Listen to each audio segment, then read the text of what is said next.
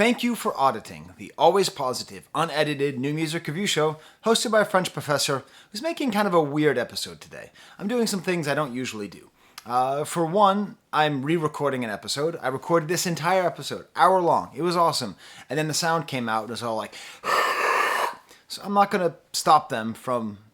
I'm not going to let them stop me. And I'm not going to edit out that mistake. Another thing that's different about this video is I have a mark on my forehead. How did I get that mark? I got that mark in one of the stupidest possible ways. Tell me in the comments how you think I got that mark on my forehead. I will tell you at the end of this long video. Finally, what the hell? This is a new music review show. It's supposed to be new. Hiding Places, the album I'm reviewing by Billy Woods and Kenny Segal, is a couple, 3 years old, 4 years old. Old. It's an old album. So why am I reviewing it? Well, there's multiple reasons. One, I just reviewed Maps, and I've reviewed a couple Woods projects, and I love working on Woods' work. As an academic, I appreciate his academic approach. As a rap fan, I appreciate how good of a rapper he is. He's very much in my Q zone, as you might say. Another reason is a lot of people have requested it. Even my son, who's in and out of this channel with his music loves. He really likes Hiding Places. He says he likes it more than Maps. I like Maps more than Hiding Places. That's fine. But the most important reason is that I may have an interview with both Billy Woods and Kenny Segal in the next couple of weeks. It's all a question of scheduling. They've indicated they're up for it, but you never know. Scheduling's tough. We all have families, all that stuff. So that's the hope. And I can't just go into that interview and just talk about the last album. I mean, I could, but I need to know about this. So I'm giving myself a chance. While also making, I don't know, what's his name? Jimmy 1982 playlists. There's some guy who comments on my videos who's been requesting this for years. And I'm very excited. I'm very happy that I did. And the thing that's interesting is this is the oldest Billy Woods project that I've reviewed. And I watched the Dead End Hip Hop review of Maps. I like the reviews quite a bit. And they were mentioning that he's sort of... The only person who's kind of like Woods is Lupe Fiasco. Not in the fact that they're both, you know, conscious street rappers, and not that stuff, not really stylistically, but just in the fact that they keep getting better. That often with musicians and popular music, the older they get, the more kind of stuck they get. There's sort of a plateau and then a drop in their skill and in their production, but really what we're seeing is just a rise. And so it's fun because I agree. I actually think that Maps is a great development of Hiding Places. I think Hiding Places is great. Realistically, they're both probably masterpieces. I think we could use that term for both albums. And they are, to a certain extent, two sides of the same coin. I'm sorry, that is so distracting. I feel so stupid for how I got that mark on my forehead. You won't believe how stupid it is. I did not get a PhD in common sense, as my ex-wife used to like to say. A lot. So, you know, they keep getting better. But still, I mean, I would even say that Kenny Segal even gets better. The production on this is wonderful. It's very interesting. It shows a lot of his great sort of fractured rhythms, how he's able to just apply... See, the thing is, he applies a kind of indie rock, underground, lo-fi rock aesthetic to hip-hop, but it doesn't feel like he's doing it in sort of a patronizing way of sort of like, let me help these people with my musicianship. More, it feels like he has a skill and he's giving it to hip-hop and he's allowing it to exist and helping hip-hop to be better by adding these different kinds of soundscapes. At the heart of it is that in this whole invisible renaissance, this moment of underground hip-hop producing all these great rap acts who are able to make a living by selling vinyl copies of their records to guys like me, it's often been termed the drumless renaissance. And he's not drumless. He's drum full. He's more than drum full. He's drum interesting. He finds very interesting... You know, he's not just taking out the hi-hatchy break. He's not just taking out the funky drummer or the amen break. Like, he's finding drum beats or he's making drum beats. I'm going to be honest, if I get a chance to talk to him, I'm just going to ask him, how the hell do you make all these beats? Like, sometimes there's samples and I can figure out what they are. Sometimes there's just people playing music. Like, what's going on? But it all fits in because that is one of the most endearing elements of Woods' music is the mystery, the feeling that you have, not just because he blurs his face in pictures, but the sense that you're never really able to capture everything. And that's my proviso for all the reviews I do of Billy Woods. It's always a rough draft because his work is so deep and so rich that no matter when I choose to hit record, a second time, no matter when I choose to hit record, I'm always going to be missing out. There's always going to be things that I could say. But I'm still going to roughly approach this album from a couple perspectives that are actually basically just one. With the image of the home on the front, right? The image of this house that's decrepit and running down. It gives you a sense of something that's supposed to be a home but is not. It makes me think about in Maps, the opening song, when he talks about renovating a decrepit mansion because it's going to get gentrified. Like a sort of sense that to me, I imagine this house as being the house from Maps that he buys and then it gets renovated and then it's getting gentrified and the hosts are there and that whole kind of story. But the most important thing is that that's not a home, right? You can't live in the house. And if you're hiding somewhere, you're not home either because you're scared. I think a lot of what makes Woods' work interesting is the fact that he is so bicultural. I'm going to be touching on elements of his biography that are the things I have gleaned from the internet. As far as I know, he doesn't like talking about his personal experiences, so this is just what I've picked up. Anything I'm wrong about, please tell me in the comments. I don't pretend to be an expert. But it is clear that he feels somewhat split, at the very least, somewhat split between Africa and America. Although he was born in D.C., his father was apparently a revolutionary in Zimbabwe who helped overthrow the British and change it from Rhodesia to Zimbabwe. And apparently his father served in Mugabe's government. Mugabe was the leader of Zimbabwe for a long, long time. We'll talk more about him soon. And what's interesting is, when you're multicultural, like when you're bicultural, it puts you in a position where you don't really have a home. And that's what I like about this, is it really makes me think about a lot of immigrant rap that I've listened to, like especially French rap that talks a lot about this, where you're never totally comfortable. Like he's in Brooklyn and he relates to that, and he's in Zimbabwe and he relates to that, but he's never quite African enough for America, or perhaps never American enough for Africa.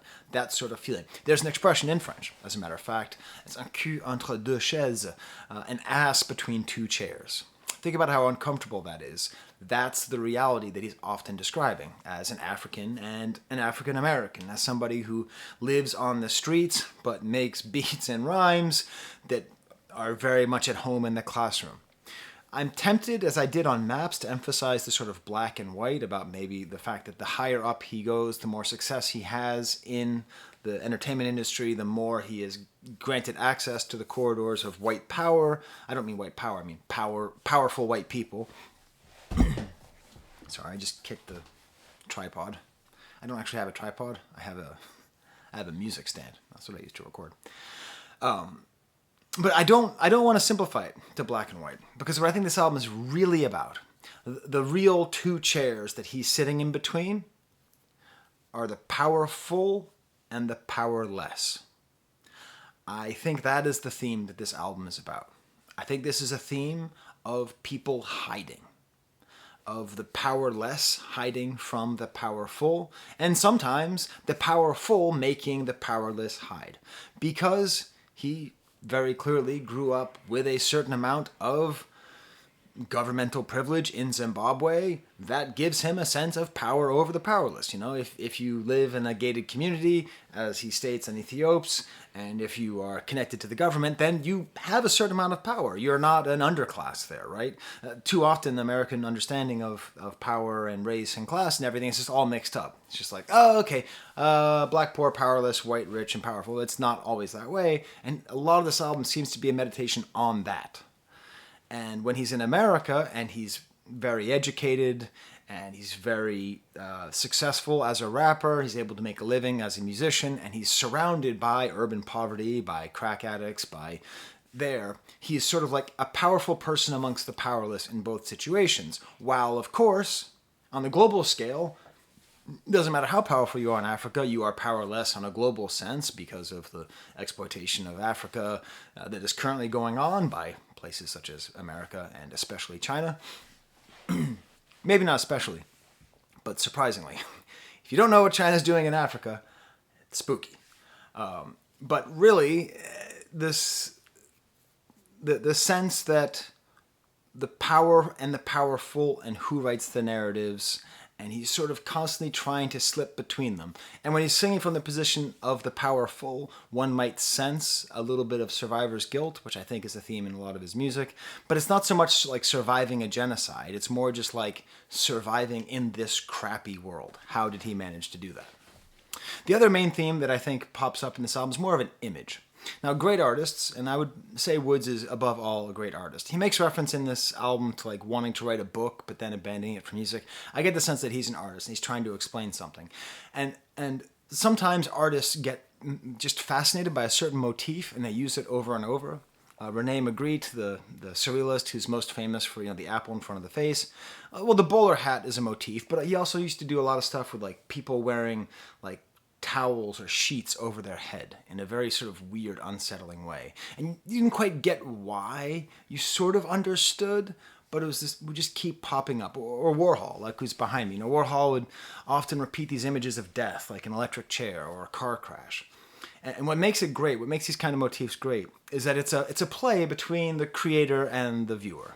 Or the listener, where you sort of get why is Warhol showing this electric chair, but then part of it is just that he's an artist and he just sees this image and I imagine that he's getting just washed over with thoughts about what these things mean. I mean, a chair is a place for comfort, and now all of a sudden, instead of comfort, it's a place of death, and it's banal and it's repetition. All these things just go over, and our job as consumers of art, I believe, as appreciators of art, even better than consumers, is not to try to say, this is that.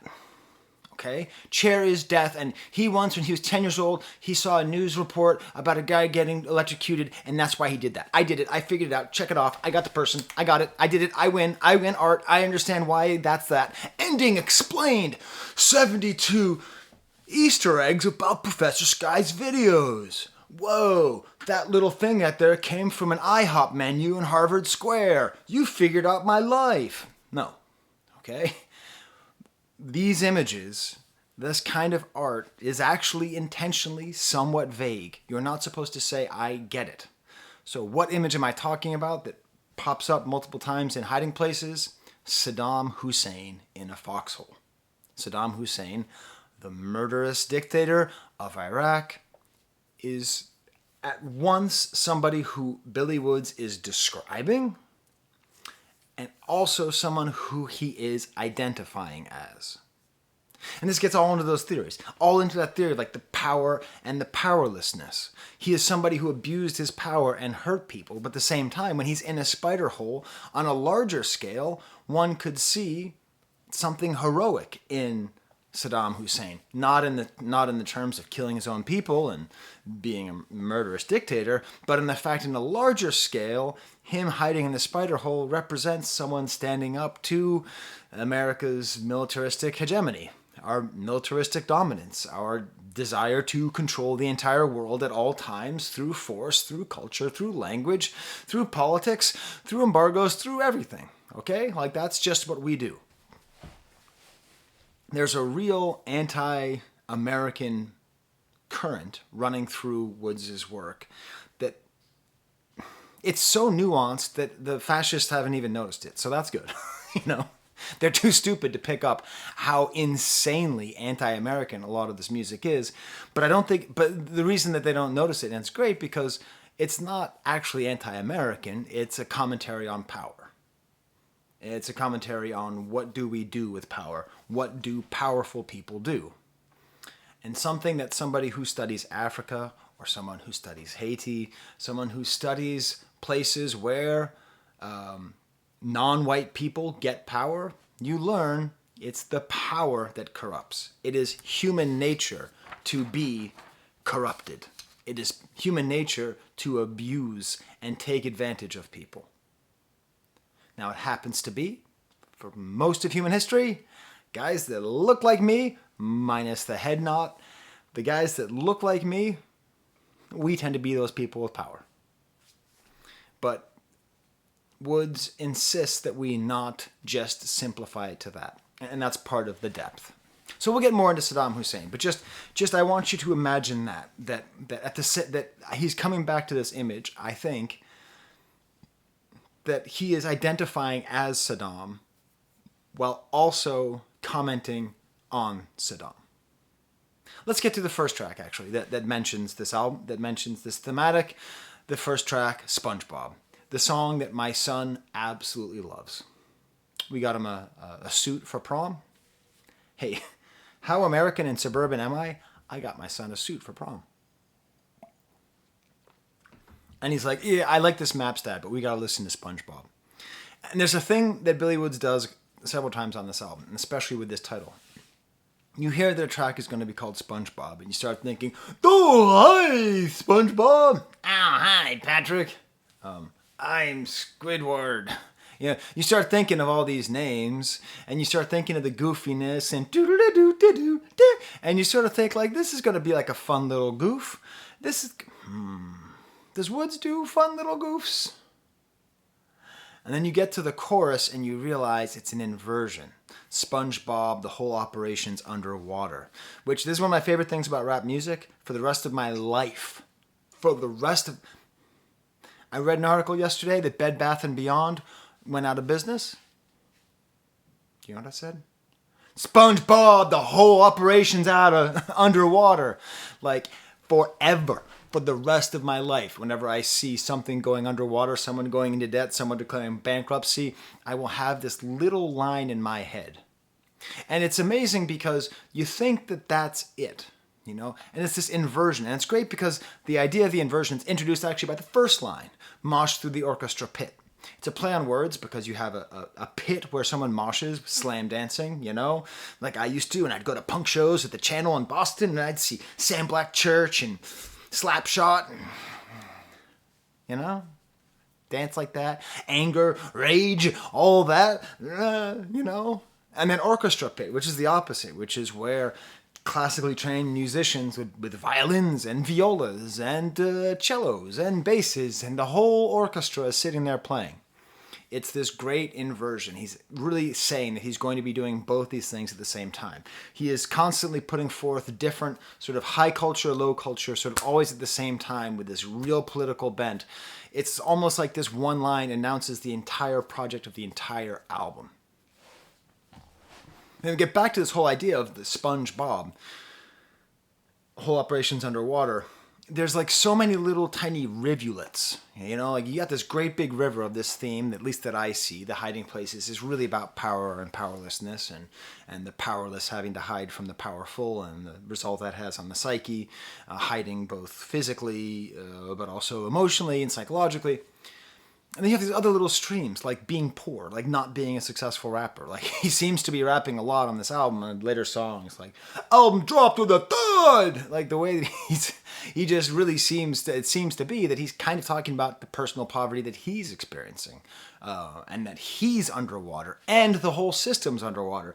And then I'm starting to feel like Charlie Day here with my conspiracy list. You can tie this together with Year Zero off of Maps, because in a way this chorus is a lot like, you know, sorry kids, you're going to have to start over. Like the whole operation's underwater. This is also sort of a misanthropic statement about all of humanity is just in the water, because the other thing is he just keeps on dropping in lines about slavery and he ties it into Ye, and I get it. And you can talk about Ye in the comments. Go for it. I don't care about Ye right now. I care about Woods. What I want to talk about, he's talking about slavery. He doesn't say it explicitly. But when you know about the Middle Passage, when you know about the way that human beings, take for example from France, would pay people to literally stack human beings like cordwood into a ship and ship them across the Atlantic Ocean to places like, let's say, Haiti. If there were too many people, if there's not enough food, if there's a little bit of sickness, if there's a little bit of disruption, if there's anything, they would be totally fine with just straight up dumping them into the ocean. These human beings who had favorite colors, who looked at the sky and thought about what the stars were, who had favorite food, who played as kids, were dumped into the ocean as though they were ballast. SpongeBob, the whole operation's underwater. We now have this image, I have this image of SpongeBob and Squidward and Patrick sitting there talking and going over to Krabby Patty, and just like a human corpse of a dead slave being thrown into the water and landing onto the entire Bikini Bottom. Okay? That is just the stuff. That's it. SpongeBob. Funny stuff, man. Funny. And then we get to the second verse. It's actually good. The first time I recorded this, I was a little bit rushed because my daughter had band practice. So I kind of sped through things. I'm taking it a little bit easier now, giving you more time to think about how did that happen to me. The second verse is like maybe the perfect distillation of Woods' songwriting talent. So, there's macro and micro, right? So micro is when things are very, when you look at things that are very small, and macro is when you look at things very big. So he's really good at going between those. He's really good at telling stories, little tiny slices of stories that tell a much bigger story. So he's talking about buying a Africall card.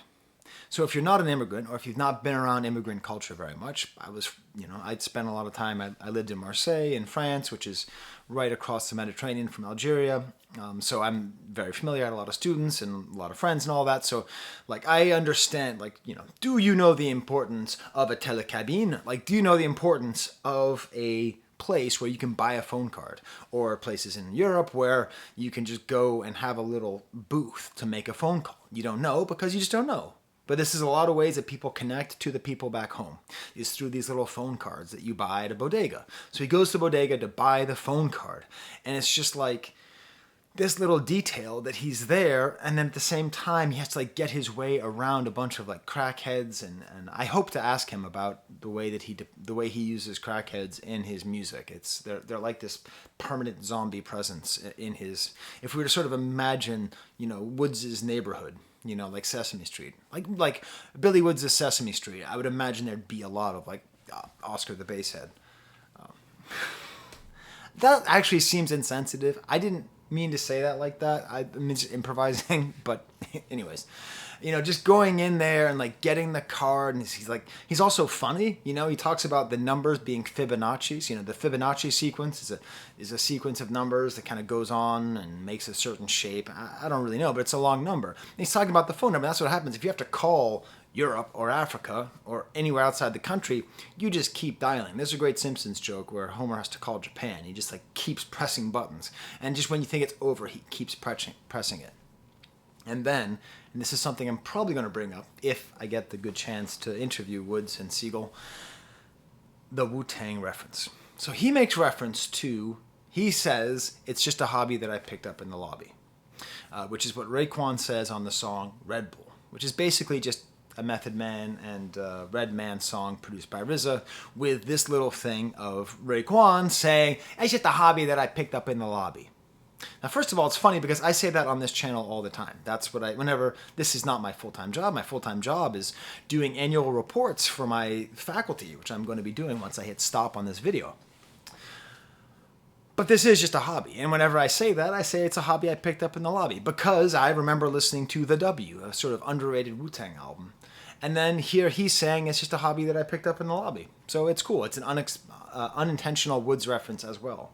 But it's funny because on the new album, Maps, there's a sample from the lead single off of the same album. Taking big shots at big band like We Got Time to Kill. That's on that song with A$AP Rock. So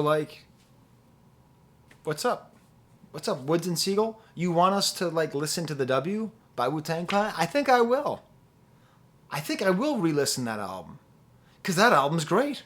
I remember how good that album is. Of course, Wu-Tang Forever and Enter the 36 Chambers, but secretly, this is a thing that he does. This is the thing that they do. They get you to think about other work and other art, and it's this great insistence that we listen to The W. Have you listened to The W recently? Or do you just listen to I can't go to sleep? I can't fall asleep? It's one of those two. Another thing I just want to say about music, and this is another side note, and this is why it's a hobby. If I was professional, if I was one of them real good professional style YouTubers or whatever, I wouldn't be boring you with the story I'm about to tell you, but I like telling it because I'm also here to sort of tell you that music is great, and that great music can lead to a better life. Sometimes when you listen to music, it's overwhelming how beautiful it is. So I'm listening to this song. I haven't even mentioned this beat, this insane fretless bass and the guitar that keeps coming in and these stutter step drums. It's just so beautiful and so rough, but also kind of harmonious, and it kind of ties together, I think, an audio way, like just in the atmosphere, kind of ties together with the last song, with Red Dust. There's kind of a harmony in the roughness that we see here. So yeah, just this music is so beautiful. And sometimes when you listen to it, like, it can be too much. So it's too much. I had too much, because the way Billy Woods does it is he just looks and he sees things and then he comments on them. And like the guy buying the lottery ticket for the Africall card, and then all of a sudden there's like these little tiny micro moments have all these macro implications.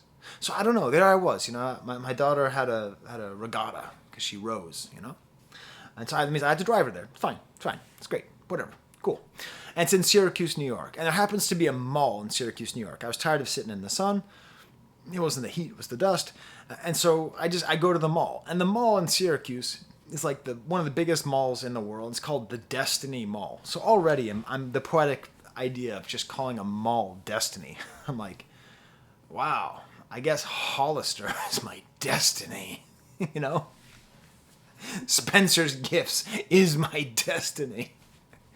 And then I'm sitting there, I'm like walking around, I'm listening to SpongeBob. It's like the 10th time I listen to this song. I'm sitting there and listening, I'm walking through the mall, and I see like a big Syracuse orange, and I'm thinking, damn, I wish I could review Stove God Cooks' new album. That hasn't come out yet because he's from Syracuse. And then I kind of laugh about the fact that I went to in the food court, I chose the place that was called like the world's best chicken, because I was like cooking up chickens on the stove with Stove God Cooks. I had the whole joke going, but I have to wait for him. And I'm walking through, and then just like, I look to the right, and the second that he says, it's just a hobby that I pick up in the lobby, what do I see to my right?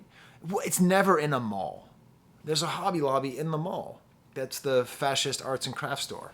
If you absolutely positively need felt but hate women, Hobby Lobby. This video has been brought to you by Hobby Lobby. Do you hate women? Do you hold contempt for them and their bodily autonomy? Do you also think that people should not be free to have sex with who they like to have sex with? And also, you need those little googly eyes for a school project? Come to Hobby Lobby. We've got hot glue. Anyways, so I look over and I see Hobby Lobby. This video is not sponsored by Hobby Lobby, by the way. Make that clear.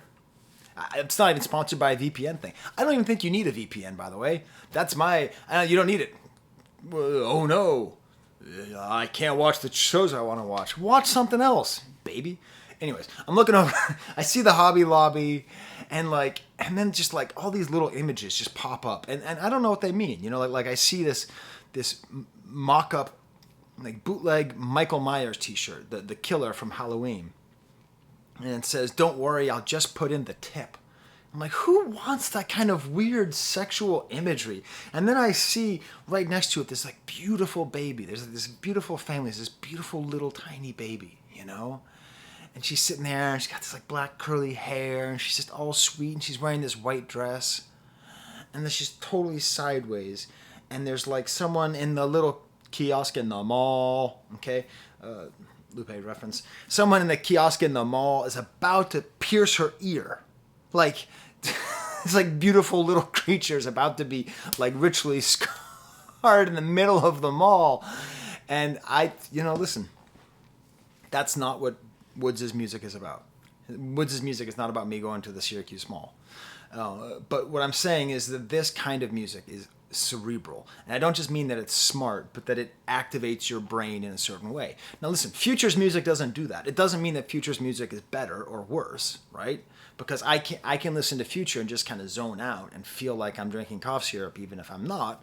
And you can't do that with Woods. There's no chill in Woods. You're not vibing. There's no vibe whatsoever. But if you like that feeling of just being what does that mean? What does this all mean? Then Woods is the musician for you. Probably, if you're 30 minutes into this video, you know that. And you're just watching to understand why that happened. Next song is called Steak Knives. God damn it, am I really only on the second song? Am I? How are you feeling about this? Are you upset? You're probably psyched. You're a Woods fan, and Woods fans, I think, secretly are probably some of the best fans in music, because it's just great stuff. Okay, so Steak Knives. When I was getting my son's suit for prom, this song came on next, obviously. And I had to explain to him, like Steak Knives is like, this is the first time I ever heard the songs with my son. And I said to him, oh, steak knives, that's like, it's not like a murder thing. It's not like, it's not like Michael Myers, just the tip. It's like a reference to like winning a sweepstakes, but coming in second and getting a steak knife, where usually the first prize is the best, and then the second is a steak knife. And so, we're listening, and that's a great example. Just like with SpongeBob, it's an inversion of what you expect the song to be. You expect the song Steak Knives to be a badass song about getting cut. Slice your throat. Watch the blood go. Right? Some like horrorcore stuff. No. It's anti-capitalist? I think so. Let's describe the beat. Crazy. Crazy. Kenny Segal is crazy. He's crazy. He is a crazy human being. He is making some absolutely bonkers beats. Timpani?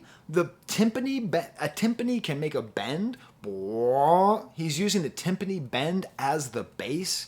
There's like the guitar that goes along with it. It basically never gets, there's like an 808 snare with a slight echo, and the guitar is way behind the beat. Just totally unexpected. And then I realized that this actually isn't just about steak knives. This is a direct reference to the movie Glengarry Glen Ross. Now, Glengarry Glen Ross is a lot like Wolf of Wall Street. People watch it and they get the wrong message. The message of Wolf of Wall Street is, this guy is a jerk. Don't be like him. Most business majors in college right now, their favorite movie is Wolf of Wall Street, and they want to be Jordan Belfort. What can you do? Hey, how many people who say Scarface is their favorite movie have ever seen the final 20 minutes? None. 0%. 0%. The least viewed last 20 minutes in the history of cinema is the last 20 minutes of Scarface, okay? But the true meaning of Glengarry Glen Ross, you've never seen it. David Mamet play. I forget the name of the director. Great acting. Lemmon is in it. Jack Lemmon is just absolutely amazing in it. One of his best performances. The character Gil from The Simpsons is based on Jack Lemmon's character from Glengarry Glen Ross. Oh, I need this lead. And it's really a movie that's a great anti-capitalist movie, because it's about these salesmen who are just trying to do anything they can to sell these worthless like property deeds for basically timeshares. And it's just their life, just their pathetic life. And you see this character, played by Alec Baldwin, who comes in and gives them a motivational speech. And that's what it's most famous for. Coffee is for closers, saying you can't drink coffee unless you start selling. The kind of data-driven, results-driven business world that we live in, the hellscape that we have chosen to live in. The fact that we have chosen to allow our life to be completely dominated by metrics as opposed to by humanity, the choice that we made has led to this kind of thinking. And in the movie, he says, first prize is, I think you get like a vacation or something. No, it's a car. Oh my God, it's like some kind of Ford. I don't remember. I haven't seen the movie in a while. Second prize is steak knives. Third prize is you're fired. Okay? So he starts off by saying, I don't want to know what fourth prize is. Fourth prize is probably getting your ass kicked or getting beaten or who knows what, So he's making this reference. And what's great is that this is sort of the reality of existence, right? This is kind of the reality of existence, that like, there's the have and the have-nots, and we're going back to this question of the powerful and the powerless. Alec Baldwin's the only person in that whole movie who has any real power. Not even Kevin Spacey's character has any real power in that movie. He's the one who has all the power, and he's busy just taking a dump on everybody who is powerless, pushing them to give him more money at the top of the pyramid or closer to the top of the pyramid. This is the reality of late free market capitalism in America. These steak knives.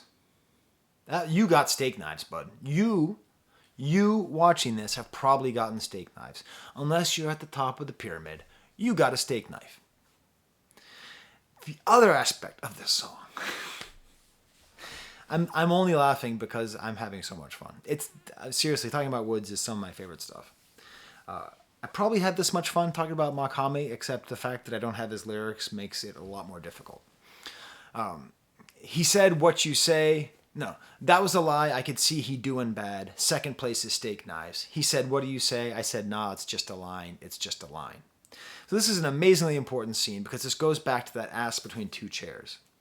So he's talking to somebody, a friend of his on the street, right? Somebody who's lived kind of a rough life at the outskirts of society. And he makes a very specific reference to the movie and play Glengarry Glen Ross. What is the likelihood that somebody who's been living at the outskirts of society, most likely an African American male who is doing bad, has seen that particular character piece? Virtually none. What is the probability that somebody who has seen Glengarry Glen Ross well enough to understand that steak knives is a Glengarry Glen Ross reference would understand and be able to relate on any meaningful way to somebody who is on the outskirts of society, young or middle-aged and black and doing bad? Very unlikely. These are two different chairs that most people don't get to sit on. Most people are on one or the other. Most people either have the two quarters or don't. I'm going to be talking about that later. You know? So he's too educated for his street friends and too street for his educated friends. And that dilemma is all over this album. These are just little tiny references for it. You know, little tiny examples. You know, he says this line and his friend's like, what the hell are you talking about? I don't get it. It's funny because yesterday, not funny, this isn't going to be a sad story.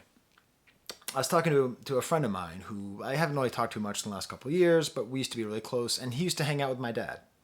My dad died recently, and so I was talking to him about my dad dying, and my friend just goes, that's why seamless clothing is really dangerous. It's like, what?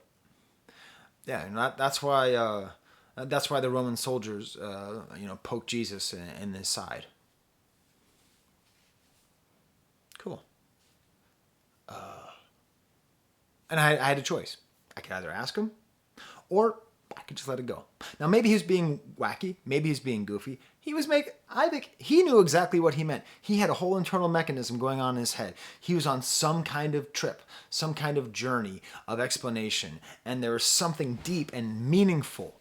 But in that moment, I was like this guy doing bad, where I'm like, why is my friend Woods saying steak knives to me? What does this mean? This is a thing that often happens where people who are intelligent have a hard time communicating with people who are less educated. Let's not say intelligent, let's say educated. People who are educated have a hard time communicating with people who are not educated because the references just don't land and you just don't quite get it. And you just kind of get and you're just sitting there and you're spending the whole video thinking, my viewers probably know who Magritte is. No, they do. They know Magritte.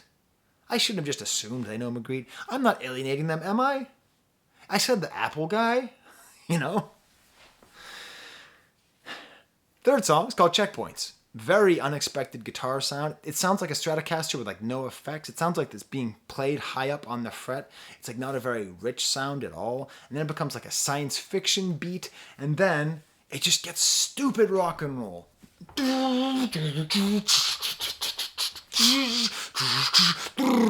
Okay, not really that last bit, but just really rock and roll.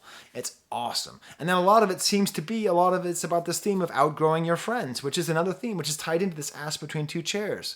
When you are a member of different cultures, different societies, where really are you? And the way it just keeps on going, at the end, reminds me a lot of Danny Brown. Danny Brown's sort of annoying delivery. And then we get another Wu-Tang reference here. I'm going to ask them. I'm going to ask them, are you trying to be the Wu-Tang Clan? Like, the two people? Because I sort of have this, in my mind, Wu-Tang doesn't exist anymore. I know they're all still alive, and Ghostface still makes great albums, and they could make a great album like that. But Wu-Tang, as we know it, is not really a thing, right? I know they're touring with Nas and all that stuff. Great. But in my mind, they are a not thing anymore. Even though the individual members are still great. Inspector Deck, awesome. Right. But it feels like if you take Griselda and what they're doing, and then you take Woods and Segal, and you mush them together, you have sort of that's what inherited the Wu-Tang feeling. Does that make sense to you? So anyways, verses like something Fred Sanford said, super old school reference to the TV show of Sanford and Son, a show that even I didn't see that much of. Skits like Is He Dead? While Shamik really lying in the street, dark comedy dog, I beat him in the head. So this is in reference to a sketch off of Wu-Tang's first album where they're talking. They have all these skits of just people just talking. That's part of what makes the first Wu-Tang album so cool. Is it's so weird. They just have all these little conversations. And actually, all their early stuff. This one skit just talking about how they're going to dye their sneakers. It's like 45 minutes. Then I'm gonna dye it purple, and then I'm gonna dye it cream, and then I'm gonna dye. It's just like, but in this case, it's a street story about someone getting shot, and there's someone in the corner of the room, and he goes, "Is he dead? Is he dead?" And then everyone in the room goes, "Oh, of course he's dead, N-word this, N-word that." And it's funny. It's a funny sketch about a guy getting shot in Staten Island over the drug trade and the war on drugs, the dehumanization of African Americans in America. It's so funny. And I remember whenever I play video games after that, and I'm fighting against the moblin, and I hit him with a one shot with my arrow in the Keys eye, and then I look down and I go, "Is he dead?" Hilarious. So funny that I'm using this little reference and I'm saying, "Is he dead?" because it's supposed to be funny. Wu-Tang wants it to be funny. But what's the reality? It's not funny. It's not funny. Is he dead? Isn't funny. They are describing a systematic cycle of oppression and death and murder and Black Death. That's what they're talking about. Dark comedy, dog. I beat him in the head. Shamik really laying in the street. This is very tied into a line off of Maps. This is very tied into a lot of the work that FD Signifier does on rap music, especially his thing on King Von. He came in to speak to my class on hip hop, and it was great because he mainly addressed this, the idea of Black Death as white entertainment. And that's really what he's describing here, that Shamik is dead. Like the human being, whoever Shamik is a human being who looked up at the stars, who had a favorite teacher, okay? Who had a favorite movie, who had a favorite cartoon character, okay? And he's now dead with blood going out. And we can make it funny, dark comedy, dog, but I beat him in the head. Dark comedy.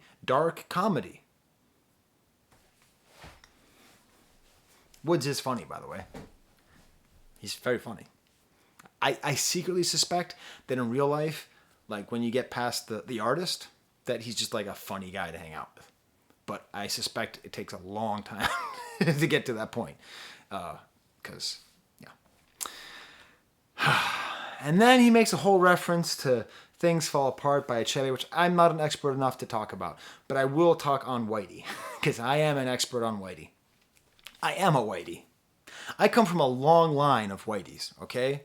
Like, whatever the most Whitey white is, you're looking at him. So I can speak properly on Whitey. Whitey finally in that spaceship, like, so long, thanks for all the fish. So another intertextual reference, kind of going out, okay? Whitey finally on the spaceship. The first half is about, probably in reference to Gil Scott-Heron's Whitey's on the Moon. If you don't know it, it is a spoken word poem that is essentially the same thing as what rap would become, but it was made in 1970, and it's talking about the fact that we're supposed to be excited that Whitey landed on the moon, when in reality, it's like, so what? A rat just bit my sister Nell and Whitey's on the moon. It's all about the poverty that's existing in the American cities, and then we're spending all this money. As a matter of fact, in like 71, there was like a march against poverty, and they went down to Cape Kennedy in Florida to protest NASA because they kept throwing away all their money and going to the moon. Now, in reality, the space race was about more than that. NASA does more than just that. NASA probably actually is a good thing to support. It probably is good for human beings, even poor people, and how we spend money. It's actually a question of how do we give money to Raytheon and Lockheed Martin? How do we keep our military? Like, there's money. The problem is not NASA. But still, the larger point stays, right? That the poor are not cared for while we're going off to the moon. But here, Whitey's finally in that spaceship. Finally. So now he's talking about the new Whitey who's going to the moon. Because the new Whitey is not NASA. It's not Buzz Aldrin or Alan Shepard. Okay? Or Collins. It's Bezos. And Branson. Those guys. The philanthropists who hate humanity. Those are the people. It's private. Isn't it cool? Elon Musk has his own company. Cool, man. I'm so glad that worthless human being is able to do whatever the hell he wants and jump around and compare ding dong to other rich ding dongs. So like, it's like Gil Scott-Heron couldn't have even imagined how bad it was going to get. That Whitey on the moon was going to get worse. So long, thanks for all the fish makes it even deeper, because now he just went from talking about things fall apart and talked about the main character. It's also kind of a spoiler, so I don't want to talk about where he talks about Okonkwo at the end, because that's a spoiler, and you should read Things Fall Apart, okay? If you haven't, like, what the hell? What are you doing? What are you doing? Watching an hour-long video about Woods. Go read Things Fall Apart. Would you? You do audiobook? I don't care. Go to the library, get the audiobook. Audible's not necessary. Don't need to give Bezos any more money to go up to the moon. But then you have Hitchhiker's Guide to the Galaxy, which is where So Long and Thanks for All the Fish. It's the name of the third book from the series, but it's what happens. When the Earth is about to be destroyed, all of the dolphins in the world fly into space. Because they're smarter than humans, and they say, so long and thanks for all the fish. Woods is funny. This is a funny comparison, okay? Sorry, that's my dishwasher going off. It's done. So long, thanks for all the fish. That's what Bezos is saying. That's what Musk is saying. Thank you for all the fish. Thank you for all the resources that we were able to take. Thank you for this world we were able to destroy and this consume and dominate. And now we're going to leave. Thank you for all the fish. But then later he makes it even more interesting. He says, I'm chilling like Africans who never felt the whip. Blackness is obviously not a monolith, just like whiteness is not, right? I mean, anyways, blackness and whiteness are social constructs. Let's not even get into that, right? We're all human beings, and the fact that we think of ourselves as white or black is a crock anyway, okay? Okay. Do you know how many dog breeds there are? One. There's one dog breed on planet Earth. It is called dog. Okay? Every time you buy a thoroughbred dog, you're a Nazi. There. Said it. I had to say this. I just had to say it. Okay? I can't possibly offend anybody. But still, chilling like Africans who never felt the whip. Americans don't think about the fact that Africans who are in Africa and were never slaves, or were not slaves in the transatlantic slave trade. Some of them made money off the slave trade, right? So this is kind of a survivor's guilt thing, right? Where it's like Africans who never felt the whip. Like, that's that powerful and powerlessness, you know? The non-boat goers, you know? The people who didn't go over to America, who are able to be relaxed, unlike those who have been whipped. Now, of course, the reality is that Africa has been terribly exploited, so the Africans who stayed there still had all of their land taken up and carved up and religion forced on them. We'll get into that. Later, he uses one more word. He invents a word. I'm not going to say the word out loud because I don't feel comfortable. It is written there. So there you go. N-word Anurati. Okay? And this is like the perfect word. If Woods were a less subtle artist, he would have an album called Anurati, okay? Because it's the perfect clumsy portmanteau of the N-word and literati, meaning people who are very intelligent and very well read. It is a combination of words that does not make sense. It creates dissonance because the N-word is considered, has a whole bunch of associations with them. None of them are intellectual or enlightened or privileged, okay? And then literati is not at all street, is not considered to be anything other than the most privileged and educated, and he's mixing them together into one word. And that's what his whole project is, because that's the two chairs, the N-word and the literati. Those are the two chairs. That's what he's talking about. This is his... Your revolution left the Anurati unimpressed. This is what he is. This is where he is. He's stuck between these two chairs. I really hope this is recording. If the sound doesn't work on this video, I'll just do it again. It's basically summer anyways. It's a hobby picked up in the lobby, but not at the Hobby Lobby. And then he talks about FBI agents listening to Dr. King, motel bed spraying this some freaky-ish. So, the FBI spied on Martin Luther King. 100%. They did. They did it because the FBI insistently and consistently dedicated itself to destroying any black liberation movement, any civil rights movement. Any and all civil rights movements, our government took our money. In addition to sending Whitey to the moon, That's okay. In addition to sending Whitey to the moon, they made sure that we had dirt on Dr. Martin Luther King. Dr. Reverend Martin Luther King, who was not faithful to his wife. That is a fact. Okay, my uncle, weirdly enough, was a minister and a civil rights figure, and he, he's like, yeah, he used to like make sure that the women had access to the back door to get access to the Dr. Reverend Martin Luther King. Human beings are human beings, right? That's the great thing, Martin Luther King was not a saint. He certainly wasn't whatever the hell most people say he was whenever we get around to Martin Luther King Jr. Day. But it's interesting because he's, again, taking this figure and tying together this sexuality, and then he is sort of simultaneously taking on he's becoming, it's like it passes imperceptibly into, he's talking about Dr. Martin Luther King doing freaky-ish in a motel sheet, and now he's talking about himself doing freaky-ish on a motel sheet. Andrea Dworkin, back in my mind, can't get it in without internet. Okay. Andrea Dworkin is like a very famous feminist. She is the primary voice in the anti-porn movement, which I think is a mistaken movement, but that's okay. This is not feminism discussion with Professor Skye. It's a valid point. I just disagree with it. And so this is where we get into this whole idea of, is Woods just, graduate school rap? Because very few people know who Andrea Dworkin is. Very, very, vanishingly small amount of people know who Andrea Dworkin is. And the amount of people who know who Andrea Dworkin is who do not have at least a master's is probably a fraction of a percent.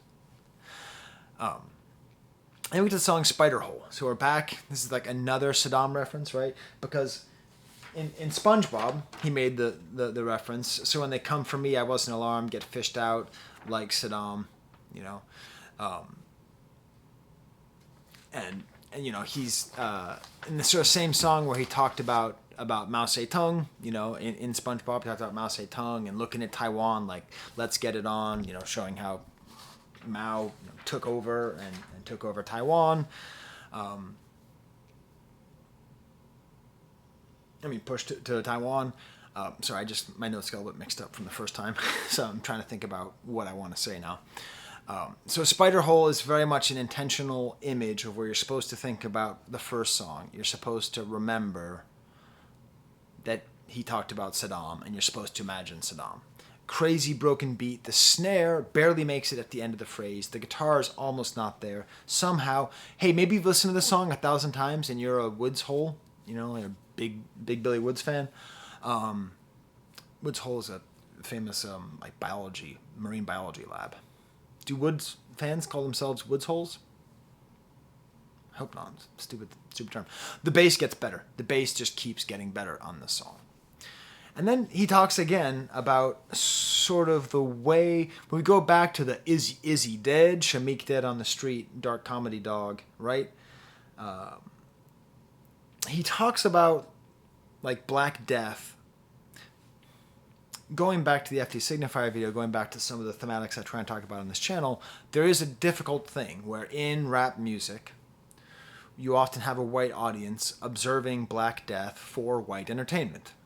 And it can feel and be, especially when we get to something like the controversial figure of Trap Laura Ross, as a YouTuber who just talks about like gang violence in America when he doesn't even live there, talking about Black Death and making lots of money off of it. There's a sense where white spectators are become like anthropologists, like observing these specimens, not human beings, not people who had a favorite teacher in elementary school, who either did or did not like mint ice cream, okay? These are all true things about all human beings, It's very easy to dehumanize people, but National Geographic, Negroes cooking coke, anthropologists watch the Negroes sell dope. On huddled corners, corner stores jot notes, hand to hand, much as their forefathers before. It's a good trope. It's a good trope. Fascinating stuff. And the way he says fascinating stuff sounds to me like, in the event that I do manage to pull off this interview, I'm going to try and throw in at least one fascinating stuff, because it just sounds like a pretentious white interviewer. Fascinating stuff, Woods. Fascinating. And also the way that I might be talking, when I am doing reviews of crack music, when I'm doing reviews of Tales of the Trap. Fascinating stuff. And then there's another ass between two chairs line where he's talking about not wanting to see Nas with an orchestra at Carnegie Hall. So like that whole idea of like an elevated rap, taking rap and putting Nas, this person of the street, in Carnegie Hall, and he doesn't want to see it. I think he doesn't want to see it because he's afraid of seeing himself reflected there. Then we have Brian Cox from Succession, and the cool thing about that is that the penultimate episode of Succession's on tonight. I love the fractured keyboard sounds at the end and the subway sounds. Then we get to the song Hootie, which is funny because it has this kind of flute, which flute always makes me think of Isaac Hayes because I love Isaac Hayes so much. And then it's kind of like a happy bell sound in the chorus. It's almost happy. It's a little bit detuned, it's a little bit off, but Kenny Segal is always just there. And when we get to the title, Hootie, we are once again back in this complex reality of human history, which is that every society is divided into the powerful and the powerless. That's every society. So the Houthi are a militaristic wing of the Shia people in Yemen. Okay? If you don't know, Islam has different factions, but there's two big ones, the Sunni and the Shia. The Sunni are like 87% of all Muslims in the world. The Shia are 13%. Most of which are in the sphere of influence of Iran. Most of the Sunni are in the sphere of influence of Saudi Arabia. And it's sort of the way that the world has been divided up and carved up. Because there's no such thing as a good religion. There's no such thing as a good human being. Okay, there's good individuals, but in mass, we all just look for power, and we all just look for tribes, and we all just look to kill everyone else in the other tribe. And it doesn't matter if we're Protestants and Catholics, or Sunni and Shia, or Red Sox fans and Yankees fans. We're all just trying to find a team that can have our power over everyone else. And so using this term Houthi is like he's talking about powerless people in a society who often have to hide. And of course the reality is, historically speaking, if the Houthi took power, what would happen? There's going to be some dead Sunnis, okay? There's going to be some dead Yemenites, all right? Revolutions, when they succeed, you usually have reprisals. You usually have vengeance. And that's this whole story that he tells here, while mixing in a little Dickens line just for fun. Just a Charles Dickens line, just so that when you go like, did he say Miss Havisham? I can't record this video yet because I don't know why he said Miss Havisham. I got to put this video back another week. I can't. I'm just going to record it now and make sure that the audio goes like this the whole time. A day and a week and a year. This is a great song about material lust. This is about the haves and the have-nots, the powerful and the powerless. And again, now that Woods is powerful, relatively speaking, okay, he's not Jay-Z and Beyonce, but at the same time, he's not the guy getting steak knives in life. And it starts off with this sort of moment of looking at old sneakers and remembering how hard he had to get them. And then there's this little moment where he's looking at a windshield and he watches a raindrop go down. And I never said this to anybody, ever in my entire life. I have spent hours looking at raindrops going down windows in a car. Hours. Just watching. And every time I do it, I think, oh my God, do other people do this? Do other people see the sort of random way that it kind of goes and falls down? And do they kind of like meditate on it and then think about what it means? And it kind of like joins up with another larger blob, and then it goes down, and then it kind of disappears, and the light refracts, and you kind of... And then every single time this happens, every single time in my entire life, then someone else gets in the car and I forget it. It's like my brain gets wiped. It's like every time I've ever used a public restroom and I see that the brand is American Standard, I want to leave the bathroom and go, the American Standard is a toilet. But I always forget. By the time I open up the door, I forget that joke. The American Standard is a toilet. Every single time I've ever looked at a windshield, I've thought about this, but I've never said it. I never even thought it out loud. I've never thought it outside of sitting in a car and seeing the raindrop go down. That's the kind of artist that Woods is. He's able to find these moments and make them larger and put you in that scene, put you in that car with the windshield wipers off and the rain falling. This is how he's the best. And it's funny because he rarely brags. This is the one song that has a brag. Rappers running out of gas halfway through their second project. And then we get to his final verse. So listen, hey, Elon Musk, let's say that your rocket works and you go off to Mars and the rest of humanity dies. Thanks for all the fish. Could you do me a favor and take this verse with you? Like a Voyager record? Just give this so that when people like look back at what went wrong in the world, the system of capitalism, which is largely a good system, I would say. I'm largely in favor of it. But the excesses that unfortunately create such a large proportion of have-nots amongst so very few haves, let this verse be the object that explains that to whatever Martians you may meet. Okay? Life is just 2 quarters in the machine. But either you got it or don't. That's the thing. I was still hitting the buttons, game over on the screen, dollar movie theater, dingy foyer, little kid, not a penny to my name, effing with a joystick, pretending I was really playing. Micro, macro. The desperation and sadness that he feels. Listen, video games cost 50 cents when you go to an arcade. They used to cost a quarter, they cost 50 cents. They've cost 50 cents for the last 30 years, okay? Either you have the money to put into the machine or you don't. That's it. That's it. Either you're Elon Musk or you're steak knives. You understand me? Most of us are steak knives. Okay? Most human beings are steak knives in the world. There's very few people getting that first prize. But it's this image that he's giving of a kid at an arcade because we've all seen it. We've all been at the dollar movie theater with the arcade machines and the poor kid who asks his parents, can I have 50 cents? Can I have 50 cents? Get out of here. Okay. And then the little poor kid just plays the game because video games and arcades, they want to draw you in, so they show a little bit of gameplay. And so the kids will like pretend to press the buttons like they're really doing it. Like I used to go to this place in Framingham, Massachusetts, Fun and Games, best arcade in the world. At least that I've... Well, no, there's a better place in New Hampshire. Second best arcade in the world. So I go there, and I used to go there. I used to go play Mortal Kombat. Brutal combo. I used to go there to play with my friends. Right next to the Mortal Kombat... the Killer Instinct machine. That's what I used to play there. Right next to the Killer Instinct machine was the Cruisin' USA, which is like this little car game. And like, you know, these little kids who had no money, just little kids from whatever, just Massachusetts, would go up and they just pretend to drive. And then it would say, you know, Cruisin' USA, title screen, 2 seconds of driving, title screen. And in that moment, those kids used their imagination to pretend, but they still felt pathetic because the second that someone showed up and said, hey kid, get out, those guys had the 50 cents. They put in the 50 cents. They did the Cruisin' USA. Those other kids had to hit the bricks. Either you got it or you don't. And that's the thing. So please, Mr. Musk, when you meet those Martians, explain to them that you got the quarters. And this is what you do when you got the quarters. When you got the quarters, you just go up to the moon. Bedtime. Broken beat. Can't dance to it. You can't dance to this album. You can't vibe. You can't really dance. But it's cool. Actually, you know what? My baby does respond to this pretty well to it.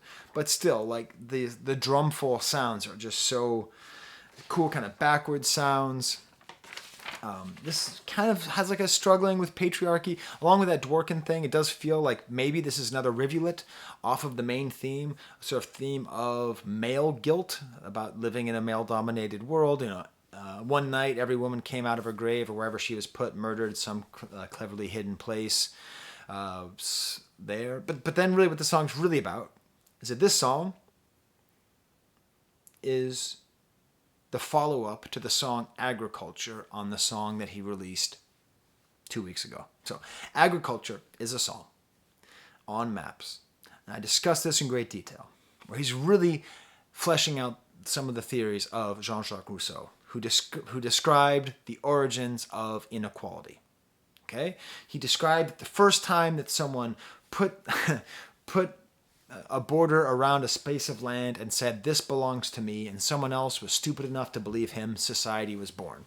And that human beings are born free, but everywhere we are put in chains. We put ourselves in chains in order to have stuff. The second that one person has two of something that someone else has nothing, inequality is born. All of society is we're looking, and in maps, in agriculture off of maps, he has this image of opening up a screen door and letting a dog out. The dog representing humanity before society, before we introduced money, before it became true that either you have the quarters or you don't. I'm looking out the window and I see two cardinals at the bird feeder. None of those cardinals have quarters. Those cardinals have beaks, okay? There is no external thing that the cardinals created about being able to live. Either they eat or they die, but it's not about whether or not they can get the quarters to put into the machine, philosophically speaking. Animals are free, humans are not. So the line in this, what makes this the follow-up to that, what makes the song that was released later a prequel, is he says directly in the song, give men freedom, they'll beg for chains. And that's the truth. We want the chains of society. Thinking of that empty house as the shadows stretch, the dog ran off, didn't come back yet. Both this and Agriculture off of maps end with an image of a dog running away. Both songs are about society and about the way that we have created this society in such a way that so many people are suffering and so few people aren't. And Woods is going to tell you about what it's like to suffer, and he's going to tell you about what it's like to not suffer. Woods has the quarters now. Crawl Space, featuring a Lucid. I'm not going to talk about the guest appearances here. I'm just not going to. They're great, but I don't have the time for it. A Lucid, I look forward to Arm & Hammer. I love Lucid. His verse is great. But how do we not just spend more time with this definitive verse on Trump? What makes Woods so good is that this verse is, I think, the best way to describe Trump, but it's not at all like snarky or stupid. It's not Cheeto Man bad. It's actually describing what's actually the problem. His character boorish, bravado without the courage. He's a coward. He's a big, fat coward. And that's what is being explained. They're not just saying, oh, he's stupid, oh, he's mean, oh, he's racist.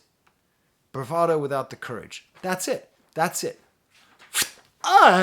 Okay? He killed him with one line, but it keeps going. Mar-a-Lago, hollow the minute he nutted. Disgusted, the nerve to be disgusted. This is America, not for the weak of stomach, waiting on Donald Glover outside the Dakota. So This is America, obviously the Donald Glover song that's very on the nose. The song feels like it might be a reaction to that, a more subtle, similar theme, actually, because the Dakota is the hotel where John Lennon was shot, which you should know, December 8th, 1980, shot by Mark David Chapman, who got him to sign a copy of his most recent and disappointing solo album before murdering him and getting blood on his beautiful glasses. That's what happened. So he's waiting for Donald Glover to get shot, right? Like, he's waiting to shoot. He's Mark David Chapman. Woods is going to shoot Donald Glover. I didn't even think of this. Woods is going to shoot him. And it's all kind of mixed up. You know, the thing about all this music and why we really need to appreciate it and love it is that there's no direct answers, you know? Like, again, I went on that little rant earlier where everyone just wants an answer. Everyone wants ending explained. Okay? No. There is not just one answer. For good art, there's not just one answer. Eyes as lasers scanned the name tag for the day we check in Tootsie's papers. State news stations say statements are outrageous, but we can't deny the charm rakish, though. Trump does have rakish charm. Say what you will about the guy, he's legitimately funny, legitimately rakish, which is like a very fancy word for like kind of a scoundrel, kind of a cool scoundrel. He does have rakish charm. Remember when he called horses junkies? Okay? He has rakish charm. Terrible guy. Terrible president. Kind of funny. But it's not really funny because he then makes reference to Tootsie's paper. So here's making reference to the Rwandan genocide where hundreds of thousands of people were killed in the span of a couple months. While I was alive on planet Earth and worried about whether or not the government was hiding aliens from me, Whitey is in space. Always.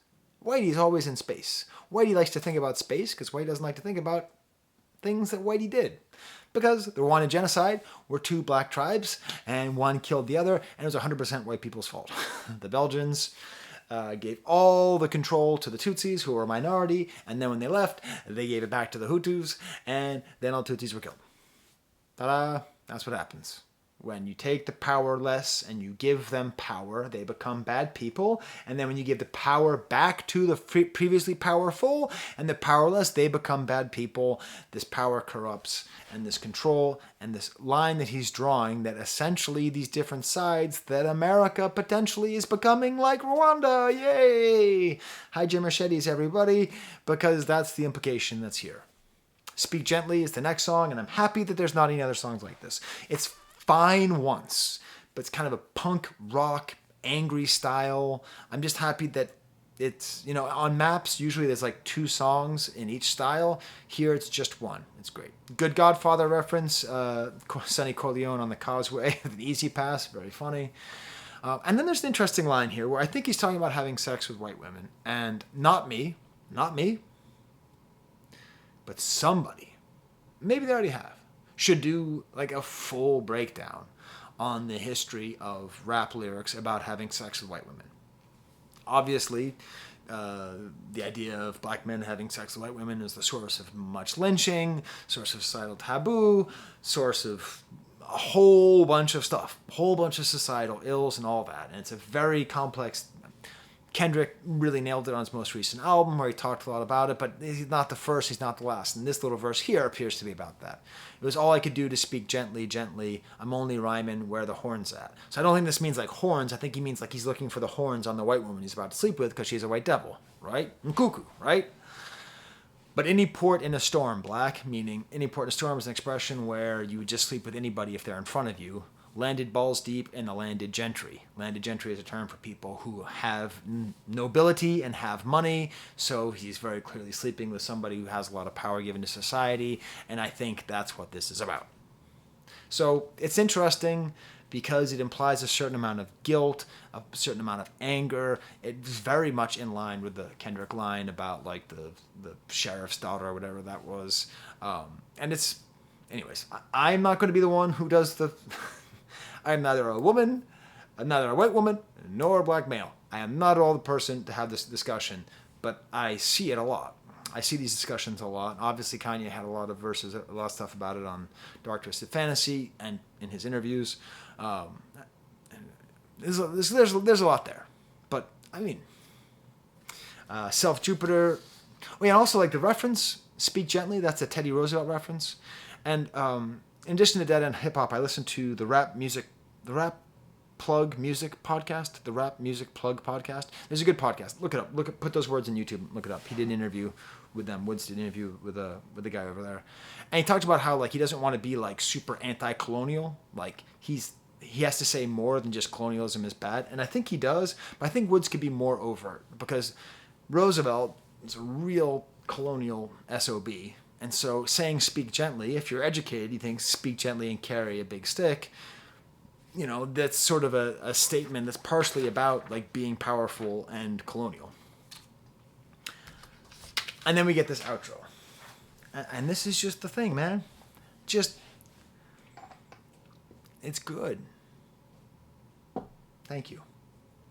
You're still wondering about that? I'll get to it. When you're poor, you don't forward your mail. I didn't know that, but it's true. When you don't have money, you don't have your mail forwarded. When you move, you just move. You just move. I moved out of Marseille in France. I didn't have my mail forwarded after I left there. Whoever it is that moved into that apartment kept getting mail for me, Professor Skye. Now, I didn't get that much mail, but what he goes into what kind of mail he would get. And because he lived in apartments where poor people lived, the mail he's getting was poor people's mail. And they're not going to have their mail forwarded because they don't want to get insurance bills, hospital bills, creditor bills. It's an amazing point. By the way, sidebar, did you know that like when you die, the hospital sends you a bill? Of course they do. Of course. I mean, yeah, I know. I mean, I just never thought about it, but yeah, of course they did. So anyway, so I got the bill that my dad got for dying. So I had to like figure out how to pay it. So just understand that when you die, you, person watching this, who are going to die, like I am eventually, the hospital's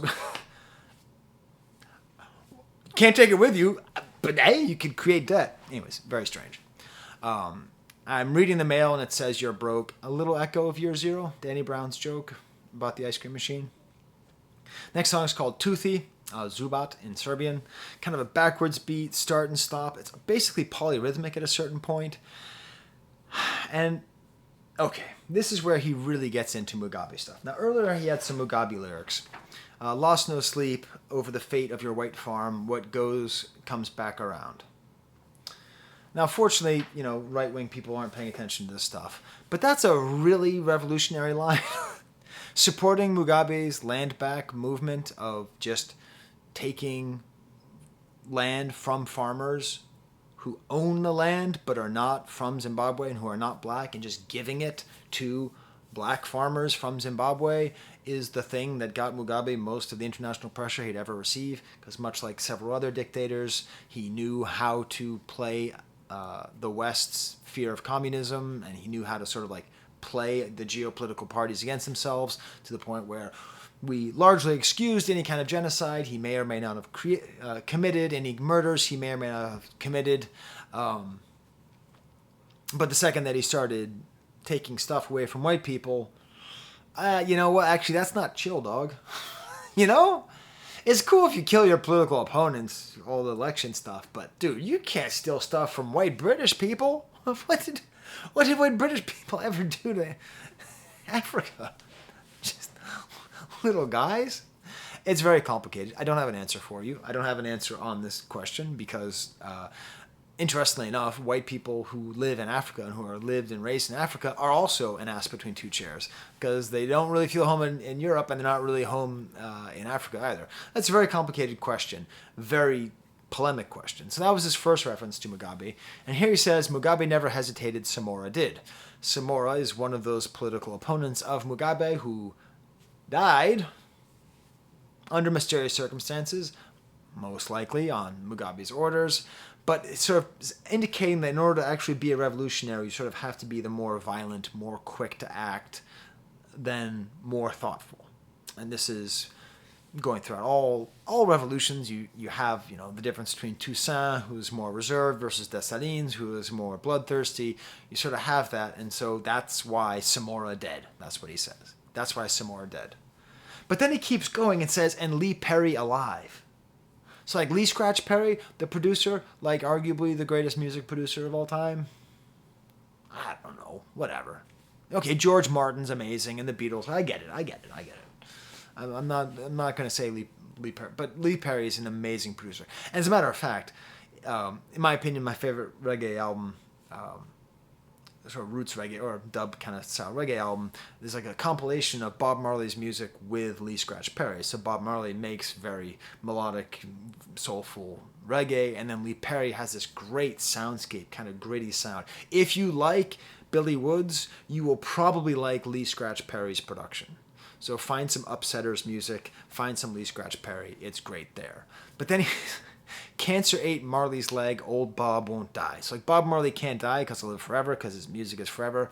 Because I would argue that the two most recognized names on planet Earth are Bob Marley number 1, Michael Jordan number 2, Michael Jackson number 3. I think those, like anywhere in the world, anywhere in the entire world, you say Bob Marley, most people know who he is. He'll never die. But he did die of cancer and not getting proper medical care. Don't let religion get in the way of your medical care. And then this whole reference to like Orpheus and Persephone, but I don't want to get into mythology. It's very funny and interesting though, and kind of gross. Big fake laugh, has a nice big low beat, low horns, broken drums. Almost sounds like Mudson Mohawk style horn hits. And he has a really great opening here. No N-words, no Irish. The shopkeeper pointed to the signage. So this is showing a truth about America, which is that Irish immigrants were treated very poorly, and in some cases, they were treated poorly and paid less than even black American workers. Now, this was not for a long period of time, and this is not to equate their suffering in any way, but it is true. My family comes from Boston. My grandfather probably considered Irish people to be subhuman. I don't know. Never met the man. My father didn't meet the man. I'm just going to go out on a limb and assume that he at least thought of them as lesser than. Okay? That was the way that it was back then. That's not how I feel. I love Ireland. I love Irish people. Okay? My kids are part Irish. Okay? No problem. But Billy Woods is doing this important thing here where he's emphasizing the powerful and the powerless by having us feel for the Irish, who are very white, but who in the 1910s and 1920s were treated very poorly because of their powerlessness. Work sets you free, on the gate. That's what it says outside many Nazi work camps and death camps. And that's the idea, that if you work hard enough, you can be free. That's the dream of America. Now, I use Lyric Genius sometimes, not all the time, but sometimes. And I just happen to notice that they mentioned correctly that this next verse I'm going to quote is a reference to Black Steel and the Hour of Chaos by Public Enemy. But there's an issue with just using Rap Genius. One, they said that Nas was a fellow Brooklyn rapper. It's like, listen, Nas fans, you and I, we love each other. We tease each other, but we love each other. I love Nas. I love Nas. I love you. You love Nas. You hate me. It's all good. But I would never, even in my most trolling of Nas trolls, ever imply that he was from Brooklyn. I would never state that. He is more from Topeka, Kansas than he is from Brooklyn. I mean, spiritually speaking, you know? So anyways, but the thing is, so they mentioned that this verse is from Black Steel and the Hour of Chaos, but they don't explain why. And so I'm going to do that. The original lyric is, I'm speaking off the top of my head here. Let's see how close I get it. I got a letter from the government the other day. I opened it and read it and said they were suckers. They wanted me to serve in their army or whatever. Imagine me given a goddamn. I said never. I believe that's the line. So it's about opening up the mail, getting a draft card, and eventually saying no to being drafted to fight for the white man in Vietnam and going to jail. So I got a letter from the government the other day, opened it, said they were suckers. I got a letter from my insurer the other day, opened it and read it, said the treatment wasn't covered. Turned to the family like, I guess just forget it. Meaning, he is going to die. He's reading this letter, and it means his insurance is not covered. Why is this parallel being drawn? Is it just that Woods is being a cool guy who's rewarding you for knowing about Public Enemy? Good job, Skye. You know about Public Enemy. You are 45 years old. Congratulations. No, he's drawing a parallel here. The failure of America, a failure of America, is that we don't offer health insurance. We don't. We're getting closer, but we do not have single-payer health care, which means America is a backwards shithole. It's cool. I love this country. The greatest country in the world. Also, backwards shithole. What? I can't. These are just facts. And hey, maybe you don't think so. Maybe you think that universal health care is a bad idea. In which case, you're wrong. It's cool, man. It's totally cool. It's great to have a difference of opinions, but I'm not going to pretend like your opinion's valid, because it's not. Okay? Most of the rest of the world figured this out. We didn't. Hey, I got more news for you. Metric system, it's better. I hate the metric system. I will die before I tell you how many meters are in a frickin' kilometer. Okay? But the thing is, being proud of the imperial measurement system doesn't mean that other people die. So your insistence on health insurance not being free and available to everybody means that other people die. So congratulations. That's what the song's about. Got a letter from my insurer the other day, opened it and read it, and said they were suckers. Said that my treatment wasn't covered. He even rhymes it. Covered and suckers. He's rhyming with the line that you have in your head. He's not even saying the thing. Opened it and read it and said they was suckers. Opened it and read it. Said the treatment wasn't covered. Okay? Covered, suckered. Great slant rhyme there. So it is the governmental failure that is killing this person, not the insurance company. The fact that the insurance company has the power to kill him is the power of the government to deprive the people of what they need. Either you got 50 cents or you don't. You got the 2 quarters to put into the machine to play Cruisin', Cruisin' USA, or you don't. In which case, hit the bricks, someone else has got money, they're going to get that surgery. Big fake laugh, this ain't a Denzel movie. I know this is probably a reference, and Genius said this as well, to that movie John Q. That might be, but I actually think it's a reference to the fact that Denzel Washington just always has like big laughs. He has like a big fake laugh, that's part of his laughter. Oh, awesome. Awesome song. You get to the end where he talks about being camera shy. This might be connected to that Soundcheck song too, just sort of like his diva-like behavior, but really it's an insistence to maintain his humanity. You know, watch my Maps video if you haven't seen that. The final track is Red Dust, and this is Kenny Segal's masterpiece of approachable music. This is the most approachable song on the album, sonically. Dusty, cheap acoustic guitar, you know? Look at this dusty, cheap acoustic guitar. You know, it's not that smooth, but it's pretty sweet. And it's got this kind of descending note in the chorus. And he talks about it's not the dust, it's not the heat, it's the dust. And here he's, you know, this is that African stuff, you know, like the joke is it's not the heat, it's the humidity. That's what kills you. But if you're in a dry place with lots of dust and dirt, then that's what kills you.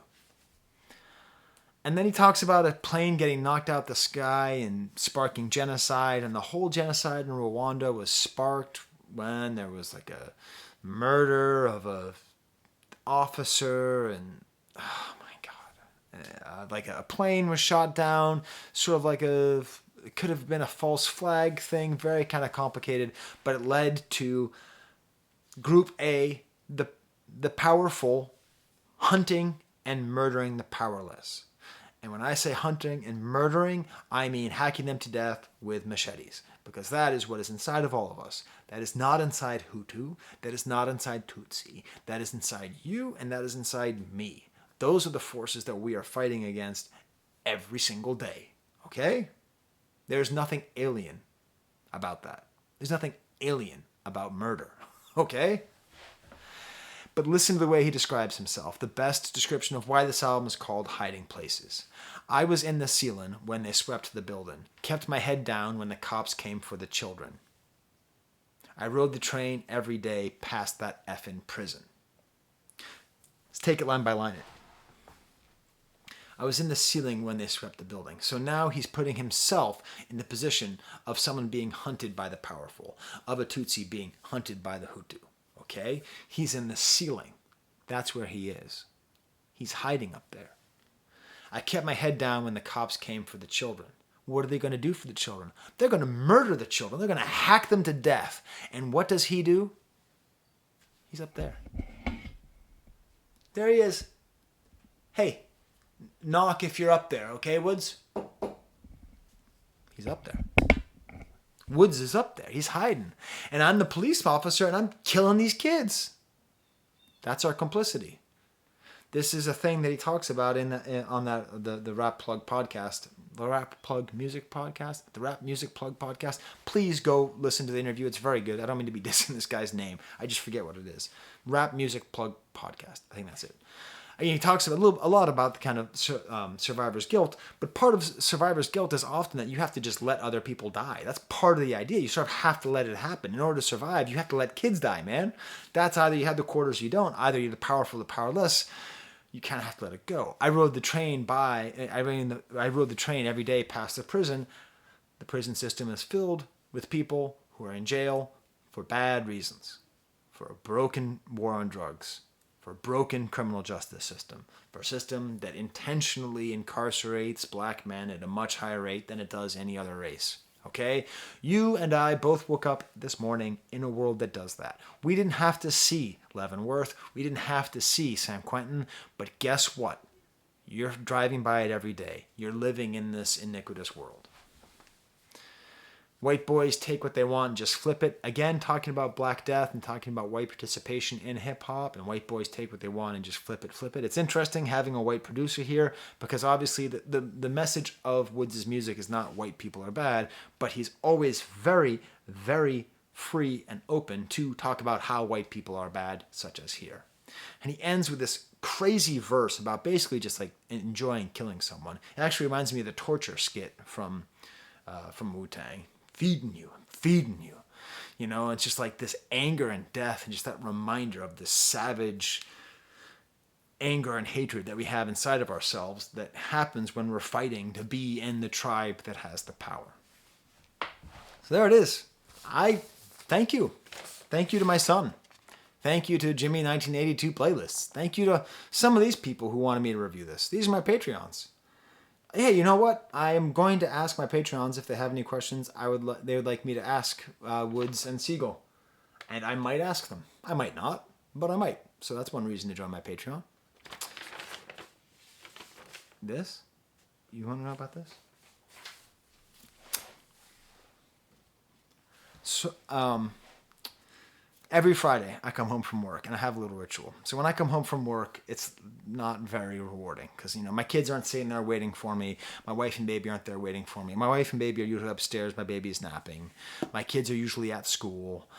So I come home and it's just nothing. Like the day's over. Yabba dabba doo. Open up the door and no one's there. And maybe I'll eat a handful of cashews. So that's my experience. So what I've done is on Fridays, to celebrate the end of the week, I lay down on the couch with my dog, Toby. He's one of my two dogs. He's the weird one who just barks all the time. And we watch Ted Lasso. Now that's embarrassing because Ted Lasso is kind of a cringy show. And when it's bad, it's bad. But when it's good, it's an interesting meditation on masculinity. I defend the show, even though I also think it's bad at times. So I'm sitting there on the couch and I'm watching Ted Lasso with Toby and I'm cuddling. And Bo, my other dog, we're both cuddling. And I just take the ball and I just give myself a little hickey. Like I make like a little like I just get it so it gets stuck on my forehead because like do you see that? Because it just kind of feels good to like have that suction on my forehead because I carry all my tension in my forehead. So I gave myself a forehead hickey. So there you go. Hey Toby, want the ball? That's how I got it. Did anyone guess that in the comments? All right. I'm now going to hit stop and I'm going to listen and hopefully the sound works. Till next time, there's the camera.